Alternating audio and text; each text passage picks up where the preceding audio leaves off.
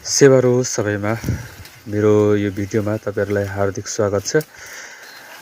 ज्ञानदाता, मुक्तिदाता, महान समाज सुधारक, 16औं राष्ट्रिय विभूति महागुरु फलवन्त लिङदेनज्यू बालपनमा बाल अवस्थामा काका काकीले छुट्याएर राखिएको ठाउँ यो लेच्छिबुङ भन्ने ठाउँ हो। यो चाहिँ माङसिबुङ गाउँपालिका वडा नम्बर 2 स्थित पर्दो रहेछ। यति बेला हामी माङसिबुङबाट गुरुग्रामाज्यूसँग आएर यो महागुरुज्यूले पहिला साधना गरेको जप तप गरेको यो ढुङ्गा हामी सरसफाइ गर्दैछौँ। पुरै फोहोर थियो र हामी धेरैजनाको समूहमा छौँ। यो ठाउँ चाहिँ यति बेला ठ्याक्कै देख्न सक्नुहुन्छ तपाईहरु।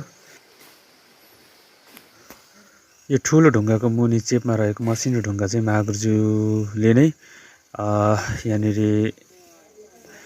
रोप्नु भएको, सेवा गर्नुभएको भन्ने हामीले जानकारी पाएका छौँ। जहाँसम्म यो ठाउँमा तपाईहरु पनि आउन सक्नुहुन्छ है। यो एकदम ऐतिहासिक ठाउँ हो। तपाईहरु पनि समय मिलाएर आउनु होला है त।